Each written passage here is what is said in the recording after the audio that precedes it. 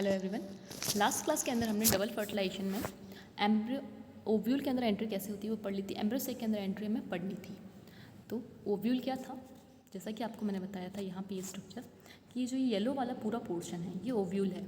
ये ओव्यूल क्या होता है, हिंदी में क्या कहते हैं इसे, बीजांड, जिसमें यहाँ पर इंटेग्यूमेंट के इस तरह से होने से, यानी कि ये जो अनइक्वल इसने इसको कवर कर रखा है उससे यहाँ पे एक बीजांड द्वार बनता है, एक तरह का पोर बनता है, दो गेट टाइप में बनता है जो कि ओपन है, यहाँ पे किसी भी तरह के कवरिंग नहीं से बीजांड द्वार या माइक्रोपाइलर एंड कहते हैं। ये वाला जो इसका एंड है इसे बोलते हैं चलाजा या निभागीय क्षेत्र। ये होता है फ्यूनिकुलस और ये होते हैं इसके इंटेग्यूमेंट। यहाँ पे एक राफे भी होता है और अंदर की साइड में ये न्यूसिलस है और ये होता है एम्ब्रियोसेक। ये बीजांड को मैं अच्छे से समझा चुकी हूँ, ओव्यूल को समझा चुकी हूँ। अब हमने जो फर्स्ट पॉइंट पढ़ा था वो पढ़ा था लास्ट क्लास के अंदर कि ओव्यूल के अंदर एंट्री कैसे होती है पोलन ट्यूब की। वो 3 टाइप की थी, प्रोगैमी, चलेजो एंड मीजो। प्रोगैमी जो थी, अगर माइक्रोपाइल एंड से ये वाली जो एंट्री है, अगर सबसे पहले पोलन ट्यूब माइक्रोपाइल एंड से टच हो तो उसे प्रोगैमी कहेंगे, बीजांड द्वारी प्रवेश सबसे पहले यहाँ टच हुआ। अगर वो चलाजा एंड से टच हो तो उसे चलेजोगेमी कहेंगे, और अगर वो साइड से पेनिट्रेट करते हुआ है तो उसे मीजोगेमी कहेंगे। नाम से ही पता चला चलाजा तो चलाजो। प्रो बोल सकते हो या पोरोगेमी कह सकते हो, यानी पोर से हो रही है। माइक्रोपाइलर एंड एक पोर की तरह काम करो तो इसे पोरोगेमी कह सकते हो, और मीजोगेमी बीच में से हो रही है। अब जो ये पोरोगेमी है, यानी कि माइक्रोपाइल एंड वाली जो एंट्री होती है, ये मोस्ट ऑफ प्लांट के अंदर मिलती है, सारी एंजियोस्पर्म्स के अंदर, मोस्ट ऑफ एंजियोस्पर्म के अंदर ये मिलती है। चलेजोगेमी मिलती है एक तो कैजुराइना के अंदर और अमेंटीफेरी फैमिली के अंदर। मीजोगेमी मिलती है कुकुरबिटेसी फैमिली के अंदर। बाकी बहुत सारे टाइप की एंट्री होती है, यानी कि डिफरेंट टाइप की से पोलन ट्यूब एंटर करती है, ये हमने पढ़ लिया था। अब हमें जो पढ़ना है वो है कि जो पोलन ट्यूब है उसकी एंट्री एम्ब्रियोसेक के अंदर कैसे होती है। एम्ब्रियोसेक कौन सा पार्ट, ये जो पार्ट दिख रहा है आपको ग्रेनिस, ये वाला पार्ट, ये है एम्ब्रियोसेक। अगर हम एम्ब्रियोसेक का एक सिंपल स्ट्रक्चर देखें तो इस एम्ब्रियोसेक के पास में क्या होता है, 3 होती हैं एंटीपोडाल सेल्स जो कि निभागीय क्षेत्र पर चलाजा एंड पे प्रेजेंट होती हैं।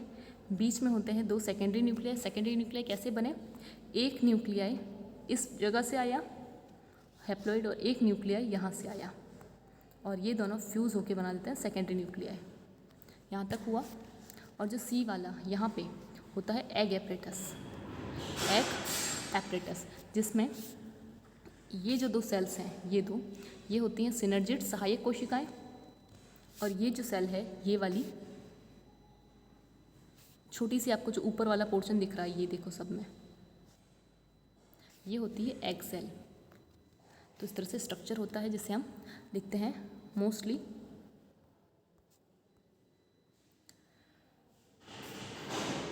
एक सेकेंड 3+2+3 का। इसमें 3 है एंटीपोडाल सेल्स, 2 हैं सेकेंडरी न्यूक्लियाई। 2 क्यों सेकेंडरी न्यूक्लियाई, क्योंकि 2 न्यूक्लियस आते हैं बाद में फ्यूज होते हैं, उसके बाद में उन्हें द्वितीयक न्यूक्लियस कहते हैं। और 3 होती हैं सेल्स जो कि 2 सिनर्जिड्स का फॉर्मेशन करती हैं और एक एग सेल का। ये तो हो गया इसका स्ट्रक्चर। अब इसके अंदर एंट्री कैसे होती है, तो हमें मेन एंट्री तो एम्ब्रियोसेक के अंदर ही करनी है ना। हमें पढ़ना तो यही है ना कि एम्ब्रियोसेक के अंदर मेन एंट्री कैसे हो रही है, क्योंकि उस एम्ब्रियोसेक के पास में ही एग सेल क्या है, उस एम्ब्रियोसेक के पास में ही एग सेल सेकेंड होती है, मतलब एक सेकेंड एग हो गई और दूसरा सेकेंडरी न्यूक्लियाई जो कि 2 पोलर न्यूक्लियाई के फ्यूज़न से बनता है। पोलर न्यूक्लियाई का मतलब दोनों ध्रुवों से आने वाली न्यूक्लियस से बनती है सेकेंडरी न्यूक्लियाई। अब एम्ब्रियोसेक में एंट्री कैसे होती है उसके बेसिस पे इसे 3 टाइप में डिवाइड किया है। देखिए एक बात यहाँ ध्यान रखिएगा, मैं स्टार पॉइंट कह रही हूँ इसे, कि एम्ब्रियोसेक के अंदर एंट्री हमेशा माइक्रोपाइलर एंड से होगी। आप कंफ्यूज मत होइएगा, क्योंकि इसमें कन्फ्यूजन आपको ये होगी कि जब आप ये पढ़ते हैं यहाँ पर कि एंट्री, तो आप यहाँ पे यही लिख देंगे कि एम्ब्रियोसेक के अंदर एंट्री माइक्रोपाइलर एंड से होगी। पोलन ट्यूब ओव्यूल के अंदर कहीं से भी एंट्री करे, यानी कि माइक्रोपाइलर एंड से एंट्री करे, चलाजा से करे, चाहे यहाँ पे एंटीग्यूमेंट से करे, चाहे इनके बीच से करे, फ्यूनिकुलस से करे, एवरीथिंग कहीं से भी करे, सभी जगह से जहाँ से उसकी मर्जी हो वहाँ से पोलन ट्यूब एंट्री करे, उससे फ़र्क नहीं पड़ता। यानी कि ओव्यूल को कोई फ़र्क नहीं पड़ता पोलन ट्यूब उसके अंदर कहाँ से आ रही है। लेकिन पोलन ट्यूब की एंट्री एम्ब्रियोसेक के अंदर हमेशा माइक्रोपाइलर एंड से होती है। समझ में आया पॉइंट, कि इसकी एंट्री यहाँ से हो, चाहे यहाँ से हो, यहाँ से हो, कहीं से भी हो पोलन ट्यूब की एंट्री। लेकिन जो ये एम्ब्रियो सैक है अंदर, इसके अंदर ये हमेशा इसकी एंट्री यहाँ से होगी। जो ये माइक्रोपाइलर एंड है, मान लेते हैं ये माइक्रोपाइलर एंड है, बीजांड द्वारा यहाँ से इसकी एंट्री होगी। तो ये सारी ही ये ट्यूब्यूल, मान लो ये यहाँ से आई, ये भी यहाँ से जाएगी, ये यहाँ से आई तो ये भी यहाँ से जाएगी, ये यहाँ से आई, ये भी यहाँ से जाएगी। कोई कहीं से भी आए, उसको एंटर होने के लिए माइक्रोपाइलर एंड ही चाहिए। सिंपल सी चीज़ कि ओव्यूल के अंदर एंट्री कहीं से भी हो सकती है, लेकिन बीजांड, ये जो एम्ब्रियो सैक है, भ्रूण कोश है, इसके अंदर एंट्री हमेशा माइक्रोपाइलर एंड से होगी। क्यों होगी?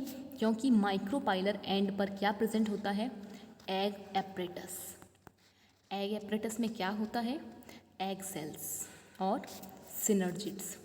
अब उसके साथ साथ कहें, ये सिनर्जिड्स क्या करती हैं? ये सिनर्जिड्स जो पोलन ट्यूब आ रही है उसको माइक्रोपाइलर एंड की तरफ अट्रैक्ट करती हैं, एक तरह से अट्रैक्शन का काम करती हैं। तो ये पॉइंट आपको समझ में आया होगा। क्या कहना चाहा मैंने कि ये जो माइक्रोपाइल एंड पे सिनर्जिड्स होती हैं, ये सिनर्जिड्स पोलर ट्यूब को एक तरह से कीमोटैक्टिक सिग्नल, या आप कह सकते, कीमोटैक्टिक को रसायनवृत्ति सिग्नल कहते हैं, रसायनवृत्ति सिग्नल, केमिकल सिग्नल सिक्रिएट करेंगी एक तरह से, और ये क्या करेंगी? उस पोलन ट्यूब को यहाँ अपनी तरफ अट्रैक्ट करेंगी, जिससे कि उसकी एंट्री हमेशा माइक्रोपाइलर एंड से हो। ये मस्ट होता है। अब माइक्रोपाइलर एंड से एंट्री में, यानी कि ये जो एम्ब्रियो सैक है, मान लो यहाँ पे ये सिनर्जिड्स हो गई और ये हो गया एग। अभी हम इसी को मेनली फोकस कर रहे हैं। ये हो गई एंटीपोडाल सेल्स और यहाँ पे हो गया सेकेंडरी न्यूक्लियाई। ये जो माइक्रोपाइलर ट्यूब आई, ये माइक्रोपाइलर ट्यूब मान लेते हैं चलाजा एंड से आई और ये घूमती हुई यहाँ पर आएगी। क्यों? क्योंकि जो ये सिनर्जिड्स हैं, ये जो हैं सिनर्जिड्स, ये सिनर्जिड्स के पास में एक एपरेटस होता है, एक स्ट्रक्चर होता है स्पेशल टाइप का, जिसको कहते हैं फिलीफॉर्म एपरेटस। क्या कहते हैं? Filiform apparatus. ठीक है, तंतु रूप गुच्छ, क्या बोलते हैं इसे हिंदी में? तंतु समुच्चय, आई थिंक। तो ये जो इसके अंदर जो ये तंतु समुच्चय होता है, जो फिलीफॉर्म एपरेटस होता है, ये फिलीफॉर्म एपरेटस क्या करता है? इस पोलन ट्यूब को अट्रैक्ट करता है।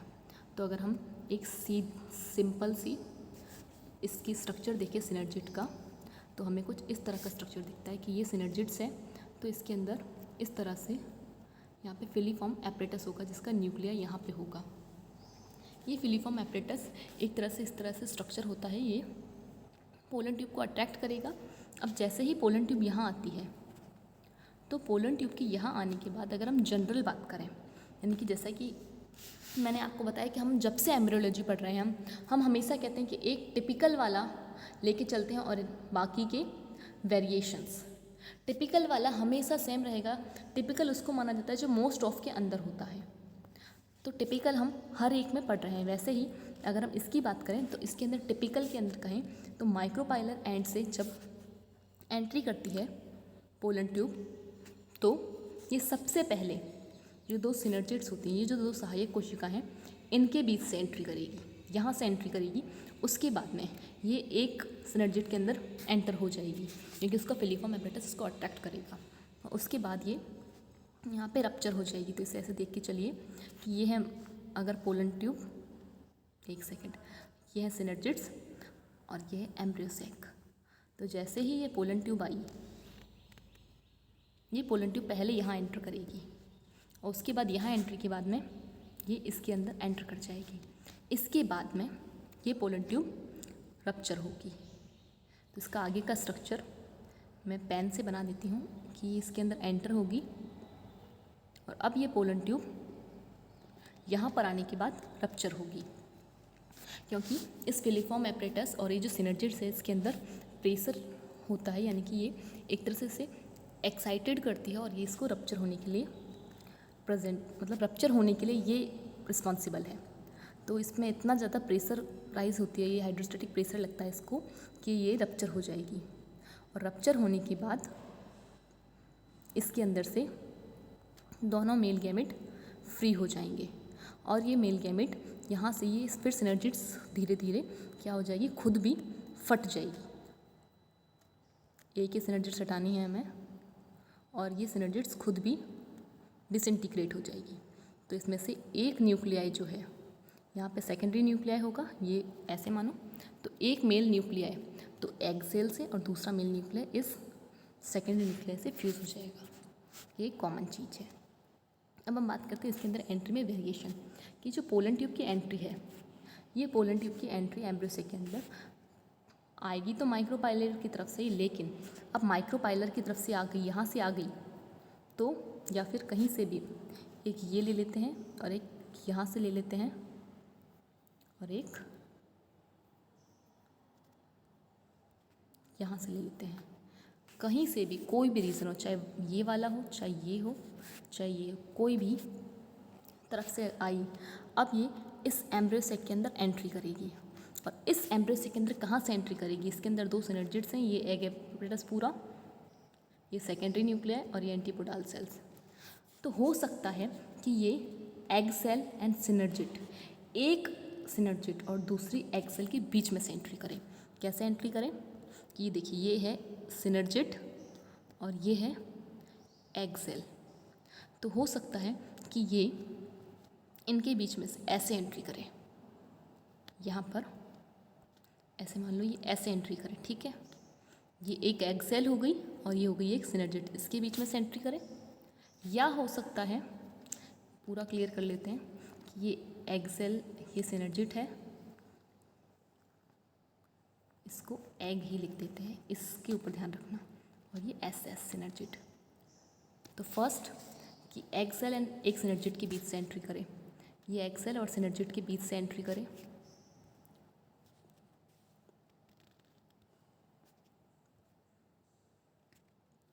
ऐसे हो सकता है। दूसरा, एक सिनर्जिड और दूसरी एम्ब्रियो सेक की सेल वॉल से एंट्री करें। हो सकता है यहाँ से एंट्री करें कि सिनर्जिड एंड एम्ब्रियो सेक की सेल वॉल के बीच से एंट्री करें। तीसरा, सिनर्जिड को भेदते हुए एंट्री करें, ये जो सिनर्जिड है इसे पेनिट्रेट करते हुए जाए, इस तरह से एंट्री करें। तो 3 हो गई, फर्स्ट, सेकंड, थर्ड, कि first egg cell and synergid के बीच में से एंट्री करें, सेकंड सिनर्जिड एंड जो एम्ब्रियो सेक की वॉल इसके बीच में से एंट्री करें, या फिर सिनर्जिड को ही पेनिट्रेट करते हुए जाए।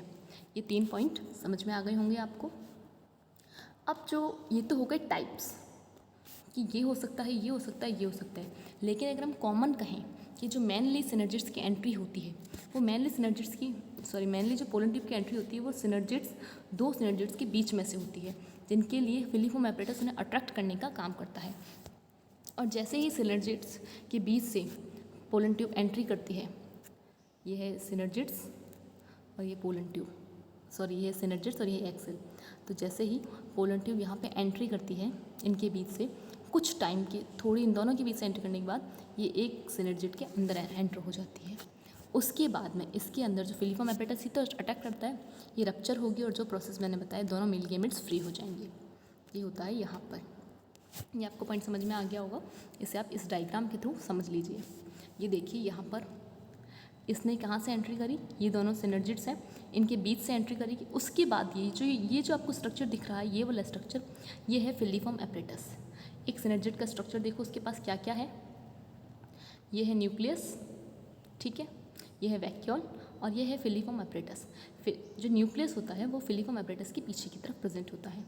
जैसे ही यहाँ पे एंट्री करती है तो जो ट्यूब न्यूक्लियाई होता है वही तो इसको आगे डायरेक्शन प्रोवाइड कर रहा होता है पोलन ट्यूब को। तो ये एंट्री करेगी अंदर, फिलीफोम एपरेटस से अट्रैक्ट करेगा और कुछ टाइम के बाद में इसके अंदर जाएगी और ये देखिए यहाँ पे रप्चर हो जाती है। रप्चर होने के बाद दोनों ही मेल गैमेट्स को ये फ्री कर देगी इसी सिनर्जिड के अंदर। और एक पॉइंट यहाँ पे ये भी ध्यान रखना है कि जैसे ही ये रप्चर होती है, पोलन ट्यूब यहाँ रप्चर हुई सिनर्जिड के अंदर, तो आपके दिमाग में क्वेश्चन आएगा ना कि इसका साइटोप्लाज्म और इसका साइटोप्लाज्म आपस में मिक्स हो जाएगा। इसका साइटोप्लाज्म यानी सिनर्जिड्स का और पोलन ट्यूब का साइटोप्लाज्म आपस में मिक्स नहीं होता, दोनों अलग अलग रहते हैं। अब ये रप्चर होने के बाद में अब मेल गैमेट्स को फ्री कर देती है और उसके साथ साथ ये जो सिनर्जिड है ये भी डिसइंटीग्रेट हो जाती है। कहीं जगह पे ऐसा भी होता है कि जैसे ही पोलन ट्यूब एंट्री करती है, यानी कि स्टिग्मा की सरफेस से जैसे ही पोलन जर्मिनेट करता है, जैसे वो धीरे धीरे ओव्यूल के पास आता जाता है, एक सिनर्जिड अपने आप डीजनरेट हो जाती है, क्योंकि वो पोलन पिस्टल इंट्रैक्शन में हेल्प कर रही होती है। इसके बाद में वो उसके थ्रू अंदर चली जाती है। अब यहाँ तक का पोर्शन ख़त्म हुआ। अब आता है discharge of male gamete and there movement. ये जो मेल गैमेट्स हैं उनका मूवमेंट कैसे होता है कि यहाँ तक तो हमने पढ़ लिया कि यहाँ पे जैसे ही सिनर्जिड्स के अंदर आएगी ये रप्चर हो गई और मेल गैमेट फ्री हो गए। अब इनका मूवमेंट कैसे होता है और ये किस तरह से फ्री होते हैं, क्या फ्यूज़न होता है, ये हम पढ़ते हैं। चलिए स्टार्ट करते हैं कि जैसे ही पोलन ट्यूब रप्चर होती है ये अपने दोनों ही मेल गैमेट्स को यहाँ फ्री कर देती है और साथ साथ सिनर्जिड भी फ्री रप्चर हो जाती है। तो उस वजह से ये मेल गैमेट्स होते हैं, ये दोनों मेल गैमेट क्या करते हैं, ये दोनों ही मेल गैमेट अमीबॉइड मूवमेंट, कौन सा मूवमेंट, अमीबॉइड, अमीबा की तरह गति करते हुए, या फिर कह सकते हो पैसिव मूवमेंट। पैसिव मूवमेंट या अमीबॉइड मूवमेंट का मतलब कि ये जो मेल न्यूक्लियाई हैं ये एग सेल और सेकेंडरी न्यूक्लियाई तक पहुंचने के लिए किसी भी एनर्जी का यूज़ नहीं करते हैं। क्या नहीं करते हैं, इसे हम यहाँ से देखते हैं कि ये जो मेल न्यूक्लियाई फ्री होते हैं किसके रप्चर होने से, पोलन ट्यूब के रप्चर होकर ये फ्री हो जाते हैं सिनर्जिड के अंदर और उसके बाद ये मूवमेंट करते हैं। कैसा मूवमेंट करते हैं, अमीबॉइड या पैसिव। अमीबॉइड या पैसिव मूवमेंट में इन्हें किसी भी तरह की एनर्जी की ज़रूरत नहीं होती है। अमीबा कैसे मूव करता है अपने स्यूडोपोडिया के थ्रू, इस तरह से अमीबा होता है और इनको आगे की साइड में बढ़ा के वो धीरे धीरे मूव करता है। तो ये दोनों न्यूक्लियाई अमीबॉइड मूवमेंट करते हुए एक न्यूक्लियाई एग के पास पहुंच जाएगा, एक न्यूक्लियाई क्या होगा मूव करते हुए एग सेल के पास पहुंचेगा और दूसरा न्यूक्लियाई कहाँ पहुंचेगा, सेकेंडरी न्यूक्लियाई के पास। सबसे पहले जो एग के पास गया है वो फ्यूज़ होगा, तब ये वाला होगा। तो जो फर्स्ट वाला न्यूक्लियाई जैसे ही एग सेल के पास पहुंचेगा, उन दोनों के बीच में ये न्यूक्लियाई यहाँ आया, अब इन दोनों के बीच में जो ये वॉल है ये धीरे धीरे डिसइंटीग्रेट होगी और फिर इनके अंदर मिक्स हो जाएगा इनका इस तरह से, और फिर दोनों का पहले साइटोप्लाज्म मिक्स होगा, उसके बाद जो न्यूक्लियस है दोनों के वो फ्यूज़ होंगे और यहाँ पे फॉर्मेशन हो जाएगा जाइगोट का। यहाँ तक पॉइंट समझ में आया। और जब ये वाला प्रोसेस कंप्लीट होगा तब ये प्रोसेस होगा कि जब ये फ्यूज़ हो जाएगा तब सेकेंडरी न्यूक्लियाई के पास दूसरा मेल गैमेट जाएगा और वही इनके बीच में जो वॉल है वो रप्चर होगी और सेकेंडरी न्यूक्लियाई का फॉर्मेशन होगा। तो ये यहाँ तक पॉइंट समझ में आ गया होगा कि कैसी मूवमेंट होती है। अब इसके बाद फ्यूज़न मैंने आपको बता दिया कि क्या होगा कि जैसे ही एक मेल गैमेट फ्री होगा वो सबसे पहले एग सेल से पास जाएगा और वहाँ पे उनकी वॉल जो है बीच में से ब्रेक डाउन होगी। सबसे पहले साइटोप्लाज्म फ्यूज़ होगा उन दोनों का जीवद्रव्य, उसके बाद में दोनों के केंद्रक न्यूक्लियस फ्यूज़ होंगे, केंद्रक फ्यूज़ होंगे और इस तरह से यहाँ पर जाइगोट का फॉर्मेशन हो जाएगा। ये जाइगोट आगे जाके oospore बना सकता है अगर कंडीशन फेवरेबल नहीं हुई तो, उसे रेस्टिंग स्टेट में पड़ा तब। यहाँ तक ख़त्म हुआ। अब ये जो प्रोसेस है मेल गैमेट का एग से फ्यूज़ होना, इसे सिनगैमी कहते हैं। सिनगैमी क्या होता है, जिसे आप कह सकते हैं संलयन या सत्य निषेचन। इसे हिंदी में कहते हैं सत्य निषेचन। सत्य निषेचन क्यों कहते हैं, क्वेश्चन यहाँ राइज होता है। या सिनगैमी क्यों कहते हैं, सिनगैमी या सत्य निषेचन इसलिए कहते हैं क्योंकि फर्टिलाइजेशन का मीनिंग ही होता है। फर्टिलाइजेशन का मीनिंग क्या होता है, मेल गैमेट का फीमेल गैमेट से फ्यूज़ होना। ये दोनों गैमेट ही तो हैं, गैमेट्स का आपस में फ्यूज़न ही फर्टिलाइजेशन कहलाता है। तो जब मेल गैमेट एग से फ्यूज़ होता है यानी कि फीमेल गैमेट से फ्यूज़ होता है तो एक तरह का ट्रू फर्टिलाइजेशन होता है, ट्रू फर्टिलाइजेशन। इसे ट्रू फर्टिलाइजेशन या सिनगैमी कहते हैं, ठीक है, सत्य निषेचन जिसे कहते हैं या संलयन। और इसे साथ साथ फर्स्ट फर्टिलाइजेशन भी कहते हैं। तो क्या क्या कहते हैं, जैसे ही मेल एग से फ्यूज़ होगा जाइगोट का फॉर्मेशन करेगा तो इसे सिनगैमी कहते हैं, ट्रू फर्टिलाइजेशन कहते हैं। फर्स्ट फर्टिलाइजेशन कहते हैं क्योंकि सबसे पहले जो फ्यूज़न हुआ वो मेल गेमिट एंड एग का हुआ।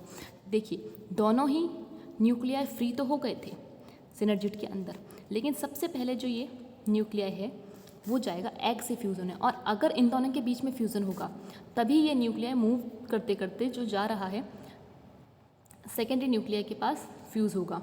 मूवमेंट भले साथ साथ कर रहे हो लेकिन फ्यूज़न पहले इसका होगा, इसके बाद इसका होगा, क्योंकि एंजियोस्पर्म की खासियत है ये कि जो फ्यूज़न है वो फर्टिलाइजेशन जो सेकेंडरी न्यूक्लियाई से जो मेल गैमेट का फ्यूज़न होता है फर्टिलाइजेशन के बाद होता है, ताकि अगर फ्यूज़न नहीं हुआ तो इनके बीच में फर्टिलाइजेशन ना हो और एंडोस्पर्म का फॉर्मेशन ना हो, एनर्जी वेस्ट ना हो। ये पॉइंट आपको समझ में आ गया, वरना अगर फ्यूज़न हो जाएगा तो एंडोस्पर्म तो बन जाएगा और ये एम्ब्रियो बनेगा ही नहीं, तो ये वेस्ट हो जाएगा। तो थोड़े डेवलप हो गए हैं प्लांट, उन्हें समझ में आ गया कि हाँ भाई हमें यहाँ पे ज़रूरत ही नहीं है अगर, तो हम फिर फालतू क्यों करें। तो पहले वो इसके फ्यूज़न को देखते हैं और अगर होता है तब वो आगे बढ़ते हैं। चलिए इसके साथ में ये मैंने बता दिया कि egg and male gamete fuse होकर जायगोट बनाते हैं, और ये जायगोट आगे जाके क्या बना देता है, एम्ब्रियो। अगर कंडीशन फेवरेबल नहीं है तो ये ऊस्पोर में कन्वर्ट हो सकता है, यानी कि रेस्टिंग पीरियड में जा सकता है, और ये एम्ब्रियो बनाएंगे जिसे कहते हैं हिंदी में भ्रूण, और ये भ्रूण आगे जाके प्लांट का फॉर्मेशन करेगा। यहाँ तक हुआ। अब ये जो जायगोट है ये कैसा होता है, डिप्लॉइड होता है। डिप्लॉइड क्यों होता है, क्योंकि इसके पास एक मेल एग जो था वो भी हैप्लॉइड था और मेल गैमेट वो भी हैप्लॉइड था, और जब दोनों हैप्लॉइड वाले फ्यूज होते हैं तो जो डिप्लॉइड सेल बनती है वो होता है जायगोट। इसलिए जो प्लांट बनता है आगे जाकर, यानी कि जो एम्ब्रियो बनेगा वो भी डिप्लॉइड और जो प्लांट बनेगा वो भी डिप्लॉइड होता है। अब यहाँ तक क्लियर हुआ। जायगोट में क्या होगा, जो ये जायगोट बना इसके अंदर बहुत सारे माइटोसिस होंगे, समसूत्री विभाजन होंगे, तब जाके एम्ब्रियो का फॉर्मेशन होगा। एम्ब्रियो का फॉर्मेशन हम फिर से आगे अच्छे से पढ़ेंगे कि डेवलपमेंट कैसे होता है, अभी सिर्फ समझने के लिए। अब इसके साथ में जब सेकेंडरी न्यूक्लियाई जो दूसरा मेल गैमेट बचा, वो दूसरा मेल गैमेट जो सेकेंडरी न्यूक्लियाई था, जो बीच में दो न्यूक्लियाई थे, इनसे फ्यूज़ होता है। तो देखिए सबसे पहले दोनों पोल से एक न्यूक्लियाई सेंटर में आ जाता है, और सेंटर में आने के बाद ये दोनों न्यूक्लियाई कुछ टाइम तक पड़े रहते हैं, उसके बाद फ्यूज़ होते हैं। तो ये भी एन होता है, ये भी एन होता है। पहले तो दो न्यूक्लियाई प्रेजेंट होते हैं, नंबर ऑफ न्यूक्लियाई पहले दो होता है, उसके बाद ये दोनों फ्यूज़ हो जाते हैं, तो यहाँ पर एक सेकेंडरी न्यूक्लियाई का फॉर्मेशन हो जाता है। सेकेंडरी न्यूक्लियाई जो कि होता तो एक है लेकिन डिप्लॉइड होता है। तो यहाँ पर यही लिखा हुआ है कि ये जो सेकेंडरी न्यूक्लियाई है ये अब मेल गैमेट से फ्यूज़ होगा, और मेल गैमेट कैसा है, एन। तब यहाँ पे जो नंबर ऑफ, यानी कि सेकेंडरी न्यूक्लियाई तो पहले से ही डिप्लॉइड है और मेल गैमेट हैप्लॉइड है, तो इनसे जो ये गुणिता है जो प्लॉइडी है वो कैसी हो जाएगी, ट्रिप्लॉइड। तो पोलर न्यूक्लियाई जब दूसरे मेल गैमेट से फ्यूज होंगे तो यहाँ पे बनेगा प्राइमरी एंडोस्पर्म न्यूक्लियस, प्राथमिक भ्रूणपोष केंद्रक। और ये जो प्राथमिक भ्रूणपोष केंद्रक क्या कह सकते हो आप, अभी इनिशियल स्टेज है भ्रूणपोष की, तो जो भ्रूणपोष केंद्रक बना वो ट्रिप्लॉइड होगा, त्रिगुणित होगा। नंबर ऑफ न्यूक्लियाई कितने इंक्रीज हो गए, देखिए एक होना डिप्लॉइड चाहिए था लेकिन यहाँ पे ट्रिप्लॉइड ही मिली। ठीक है, यहाँ तक पॉइंट समझ में आया। तो इससे जो बनेगा उसे बोलेंगे प्राइमरी एंडोस्पर्म न्यूक्लियस, और ये प्राइमरी एंडोस्पर्म न्यूक्लियस से आगे जाकर एंडोस्पर्म बनेगा, भ्रूणपोष बनेगा, इसे भी हम अच्छे से पढ़ेंगे। इनके अंदर ही बहुत सारे डिवीज़न होते हैं, उससे एंडोस्पर्म का फॉर्मेशन होता है, और ये होता कैसा है, ट्रिप्लॉइड, जो कि अगर ये बनता है तब ये इसे एनहेंस करेगा। ठीक है, लेकिन एम्ब्रियो इसके फॉर्मेशन को एनहेंस करता है और ख़ुद भी इसके ऊपर न्यूट्रिशन के लिए डिपेंड रहता है। ठीक है, यहाँ तक हुआ। अब ये जो फ्यूज़न होता है इसे ट्रिपल फ्यूज़न कहते हैं, त्रिक संलयन कहते हैं। यहाँ तक पॉइंट आई होप आपको समझ में आ गए होंगे सारे। और ये जो दोनों प्रोसेस हैं यानी कि syngamy and triple fusion, syngamy and triple fusion, इन दोनों को मिलाकर कहते हैं डबल फर्टिलाइजेशन। तो सिनगैमी को फर्स्ट फर्टिलाइजेशन भी कहते हैं, सिनगैमी भी कहते हैं, या फिर ट्रू फर्टिलाइजेशन भी कहते हैं। ट्रिपल फ्यूजन को त्रिक संलयन और सेकेंडरी फर्टिलाइजेशन कहते हैं, क्योंकि सेकेंड टाइम पर ये होगा, और इन दोनों को मिलाकर डबल फर्टिलाइजेशन यानी कि 2 बार फर्टिलाइजेशन हुआ कहेंगे। और इससे एक बनेगा एम्ब्रियो और एक बन जाएगा एंडोस्पर्म। इसे आप यहाँ से देख सकते हैं कि देखिए ये है पोलन में ये था वेजिटेटिव ट्यूब न्यूक्लियस और ये है मेल न्यूक्लियस। जब ये उसके अंदर एंटर करेंगे तब ये इस तरह से आगे आ जाएंगे, मतलब मान लीजिए फ्री हो गए हैं। तो जो ये एक न्यूक्लियाई है, ये एक न्यूक्लियाई किससे फ्यूज़ हो रहा है, ये है ओव्यूल। ओव्यूल के अंदर यहाँ पर है एग। तो जब ये एक न्यूक्लियाई इस एग से फ्यूज़ हो रहा है, ये देखिए ये लाइन, ये रहा एग, इस एग से फ्यूज होता है तो जाइगोट बनता है और जाइगोट आगे जाके एम्ब्रियो का फॉर्मेशन करेगा। ये बन गया एम्ब्रियो।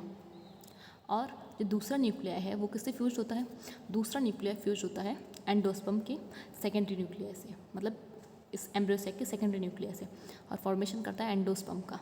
तो यहाँ पे एंडोस्पर्म बनेगा जो कि भ्रूणपोष की तरह काम करेगा। ये होता है द्विगुणित, ये होता है त्रिगुणित। इस तरह से सीड का फॉर्मेशन हो जाएगा। सीड के अंदर एम्ब्रियो पड़ा रहेगा जो कि एंडोस्पर्म से न्यूट्रिशन लेता रहेगा। ये होता है एंजियोस्पर्म के अंदर फर्टिलाइजेशन, और ये फर्टिलाइजेशन यहाँ पर कंप्लीट होता है। ये स्टेप मैं आपको पहले ही बता चुकी हूँ। ये सबसे पहले पोलिनेशन होगा, उसके बाद में पोलन ट्यूब का फॉर्मेशन होगा, और पोलन ट्यूब जर्म ट्यूब बनेगी, उसके बाद में पोलन ट्यूब धीरे धीरे ग्रोथ करते हुए यहाँ तक आएगी। अब जो ये पोलन ट्यूब का स्टिग्मा से स्टाइल एंड ओवरी तक आती है, तो ये एक पूरा पाथ कवर करती है, एक रास्ता कवर करती है। और इस रास्ते को कवर करने में जो टाइम लगता है उसे कहते हैं एक सेकेंड, वो जो टाइम लगता है उसे कहते नहीं है, वो जो टाइम होता है वो वेरी करता है, यानी कि हर प्लांट के अंदर अलग अलग होता है। जैसे कि मक्के की बात करें अगर हम, कॉर्न की, तो उसमें वो बहुत ज़्यादा होता है, ऑर्चिड्स के अंदर बहुत कम होता है। और अगर हम, तो ये जो टाइम है ये अलग अलग स्टाइल की लेंथ पे वेरी करता है, कि स्टाइल कितनी लंबी है उस पे ये वेरी करता है। उसके साथ साथ जो ये पोलन है ये स्टिग्मा पर आते हैं यहाँ पर, और उसके बाद जर्मिनेट होते हैं, तो इसे कहते हैं जर्मिनेशन पीरियड, और ये भी डिफरेंट होता है। तो देखिए इसके बाद में पोलन ट्यूब आई, यहाँ पर होता है जनरेटिव सेल, ये है मतलब जनरेटिव सेल है, ये ट्यूब सेल न्यूक्लियस है। डिवीज़न होगा, मेल न्यूक्लियाई बन जाएंगे, और ये मेल न्यूक्लियाई फिर यहाँ पर आकर फ्यूज़ हो जाएंगे, और फ्यूज़ होने के बाद में ये बन गया ट्रिप्लॉइड एंडोस्पर्म, और ये बन जाता है यहाँ पे डिप्लॉइड एम्ब्रियो। तो ये फर्टिलाइजेशन होता है कंप्लीट। इसे हम नेक्स्ट क्लास के अंदर रिकॉल कर लेंगे थोड़ा सा, और अब हम इसके बेनिफिट्स पढ़ेंगे नेक्स्ट क्लास में, कि क्या इसके बेनिफिट्स हैं और क्या इसकी खासियत है। इसी के साथ कुछ एक टर्म है उनका स्टडी करेंगे। चलिए, अगर आपको अभी भी कोई कन्फ्यूजन तो आप मुझसे पूछ सकते हैं कमेंट सेशन में। टिल देन लर्न करते रहिए। Thank you.